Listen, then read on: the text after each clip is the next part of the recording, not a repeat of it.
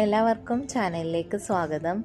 ഇന്ന് ഞാൻ ഉണ്ടാക്കാൻ പോകുന്നത് സദ്യ സ്പെഷ്യൽ ബീട്രൂട്ട് പച്ചടിയാണ്. അതിനായി ഒരു ബീട്രൂട്ട് തൊലി കളഞ്ഞെടുത്തിട്ടുണ്ട്. അത് നന്നായി ചെറുങ്ങനെ ഗ്രേറ്റിയതിന് ശേഷം ഒരു പാൻ അടുപ്പത്ത് വെച്ച് അല്പം നെയ്യ് അതിലേക്ക് ചേർത്ത് നെയ്യ് ചൂടായി വരുമ്പോൾ ഗ്രേറ്റ് ചെയ്ത് വെച്ചിട്ടുള്ള ബീട്രൂട്ട് ചേർത്ത് കൊടുക്കുക. ബീട്രൂട്ട് ചേർത്ത് നന്നായി ഇളക്കാം.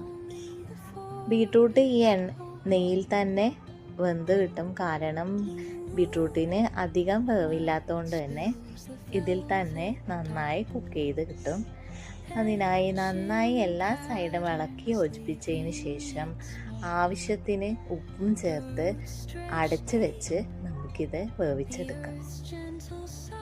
ഇതിന് ശേഷം നമുക്ക് അരപ്പിനായി 1/2 കപ്പ് തേങ്ങ എടുത്ത് അതിലേക്ക് 1 പച്ചമുളക്, 2 ടീസ്പൂൺ ജീരകം എടുത്ത് നന്നായി പേസ്റ്റ് പോലെ അരച്ചെടുക്കാം. ആവശ്യത്തിന് വെള്ളം കൂടി ചേർത്ത് അരച്ചെടുക്കാം. നന്നായി അരച്ചതിന് ശേഷം 2 ടീസ്പൂൺ കടുക് ചേർത്ത് ഒന്ന് ക്രഷ് ചെയ്തെടുത്താൽ മതി. ജസ്റ്റ് ഒന്ന് ക്രഷ് ചെയ്തെടുത്ത് ഇത് വെന്ത് വന്നിട്ടുള്ള ബീട്രൂട്ടിലേക്ക് നമുക്ക് ചേർത്ത് കൊടുക്കാം. അരപ്പ് ബീട്രൂട്ടിലേക്ക് നന്നായി ചേർത്ത് ഇളക്കി യോജിപ്പിച്ച് കൊടുക്കാം.